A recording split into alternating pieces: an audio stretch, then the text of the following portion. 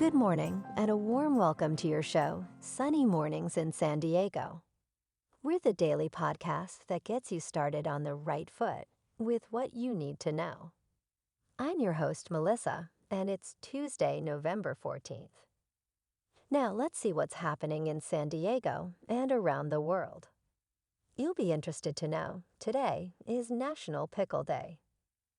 National Pickle Day is on November 14 every year, and it was created to celebrate the pickle as one of the world's favorite fermented foods. Pickles proved to be preposterously popular with people across the country.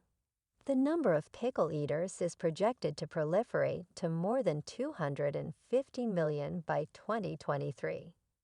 That gives plenty of pretext to position November 14th as prime pickle time. I love pickles. And mark your calendars, there are only 9 more days until Thanksgiving. Now let's check out the weather and the tides in our area. It looks like we're in for a mostly sunny day with a high near 76. With calm wind becoming west around 5 miles per hour in the afternoon. Tonight, we have chance of showers after 4 a.m. And it will be partly cloudy with a low around 55 with calm wind. Chance of precipitation is 30%. Please be careful out there if you are driving tonight. It is currently 52 degrees with 63% humidity and clear. Also tonight, the sun will set at 4:48 p.m. and it will rise again tomorrow at 6:18 a.m. This week, a large storm system will be approaching from the west by Wednesday, increasing our rain chances starting Wednesday evening. This slow-moving storm does not look to bring much wind, but it will be bringing several days of rain chances. Expect a chance for showers Thursday, Friday, and Saturday as well. By Sunday, the storm pulls away and we dry out. As of now, this looks to be light to moderate rain. Temperatures will be cooling starting Wednesday and continuing to cool through the weekend.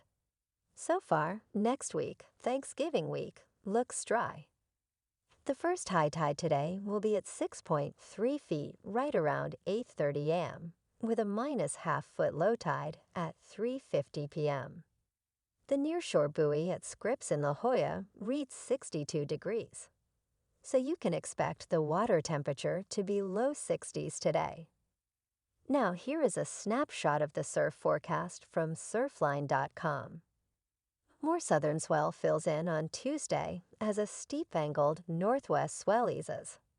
The end result is another smaller day of surf with better zones in the knee to waist-high range, while southern hemi standouts in northern San Diego are in stomach-high surf. Shape is a little more lined up with peaks and corners at times when the inconsistent northwest swell crosses up the primary south swell coming up. For Wednesday, a better pulse of southwest swell will be on the rise, showing best toward the end of the day. More period and a bit more west in the direction on this pulse. Knee to waist stomach high surf is easier to find by the afternoon, with standouts going chest to shoulder high on the better ones by the end of the day. There will also be a modest to locally fun pulse of west-northwest swell showing on Wednesday. That'll help get spots out of the way of the south-southwest swell into some waist-chest high surf of their own. In the national weather, high pressure will provide fair weather to much of the contiguous U.S. today into Thursday. Low pressure moving along the Gulf Coast and across Florida will continue heavy rain today into Thursday with a marginal risk of flash flooding. A Pacific storm stalled off the west coast will bring several rounds of rain and mountain snow to California through the week. Let's switch over to transportation now and check out the planes, trains, and automobiles for a moment. Caltrans maintenance crews will close the northbound and southbound Interstate 15 express lanes between the Duenda Road overcrossing and the West Bernardo Drive Pomeretto Road off-ramp, Monday through Friday night from 9 p.m. to 3 a.m. And everything else looks fine for now. Now moving on to some of the biggest news from Monday. The Icelandic town of Grindavik faces the significant likeliness of a volcanic eruption, with around 900 earthquakes reported since yesterday. Residents were briefly allowed to return for essential belongings as continuous seismic activity suggests an eruption within days. Roads exhibit significant damage, with large cracks and holes, prompting closures. Evacuation orders remain, emphasizing the ongoing eruption threat. You are in our thoughts, Iceland. Be safe out there. And now for some sports scores. In Monday Night Football, we got a doozy. Several turnovers, lead changes, and 2 missed extra points outlined this game. The Bills lost at home to the Broncos 24-22. The Broncos actually missed the first attempt at a game-winning field goal, but got a second chance after a silly Bills penalty. The Bills are now 5-5 and in second place behind the Dolphins in the AFC East. Moving on to the NBA. The Celtics, playing at home, beat the Knicks 114-98. Jason Tatum scored 35 points. The Lakers were off last night, but play tonight at home against the Grizzlies. And the Clippers were off last night as well, but play tonight at the Denver Nuggets. Not much hockey going on last night, but the San Diego Gulls will play at home on Wednesday against the Charlotte Checkers. Maybe go check them out at Pechanga Arena down in San Diego. And tonight, there is a full slate of games in the NHL. Bruins are at Sabres, Flames are at Canadiens, and the Ducks are at Predators. And now a greeting from our sponsor. Bonjour, food enthusiasts. This podcast is brought to you by Versailles Cafe and Pastries in Encinitas. Nestled on El Camino Real, south, just north of Encinitas Boulevard, this cafe is a haven for culinary delights. Indulge in the divine experience of their amazing Eggs Benedict or their gluten-free crepes. You can grab a panini during lunch or just breeze through to get your morning coffee. They are open every day from 8 to 5, so stop on by and grab a coffee and pastry to go. And don't forget to tell them Sunny sent you. Now back to the show. In tech and science news, Volvo has revealed its first electric minivan, the AM90, designed for comfort and described as a living room on the move. With sound isolation, road noise cancellation, and advanced features like a 16-inch roof-mounted display, the EV prioritizes a comfortable and connected travel experience.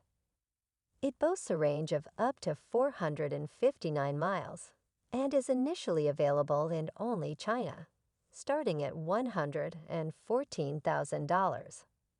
Yowza, that sounds pretty cool. Just a little pricey for me. And in more news, NASA astronauts Jasmine Mobley and Laurel O'Hara, in their first spacewalk, conducted maintenance work outside the International Space Station, completing tasks on solar arrays that track the sun. The astronauts ran out of time to remove and stow a communications electronics box, so they left it outside. The tool bag actually floated away during the mission, but posed no threat to the ISS. The lost tools were not essential for the remaining tasks. The tool bag is now orbiting Earth ahead of the ISS and might be visible with binoculars. Hey, we all make mistakes. Am I right? In the stock market on Monday, stocks closed mixed, with the Dow Jones Industrial Average up 0.16%, reaching its highest close since September 20th. The S&P 500 and NASDAQ closed down about 0.1% and 0.2%, respectively. Investors await the October Consumer Price Index report this week, crucial for the Federal Reserve's interest rate decisions. Moody's shift in the U.S. debt outlook to negative and a looming government shutdown deadline also contributed to caution. This week's retail earnings, including Home Depot, Target, and Walmart, will offer insights into consumer spending. OPEC's report highlighted strong oil market fundamentals, while Boeing, Tesla, and Monday.com were notable gainers in trading. Morgan Stanley predicts the S&P 500 to end 2023 at 4,500, citing challenging near-term conditions, but anticipating earnings recovery driven by positive operating leverage and AI growth. And finally, Bitcoin is mostly unchanged at $36,500. And Ethereum is also mostly unchanged at $2,057. Now some interesting news from around the U.S. New York University Langone Health recently conducted what is claimed to be the world's first eye transplant. The surgery involved transplanting an entire eye, including its blood supply and optic nerve system. The patient, Aaron James, an electrician from Arkansas, was seriously injured after being hit by a live electric wire. While it will take time to determine if James will regain sight in the new eye, the surgery itself was successful. The transplant could represent a significant step toward treating blindness, although full sight restoration is not guaranteed. This is some amazing, encouraging news. We wish you a speedy recovery, Mr. James. And this week in San Diego. The Wonderfront Music and Arts Festival is happening on November 18th at Seaport Village in San Diego, California.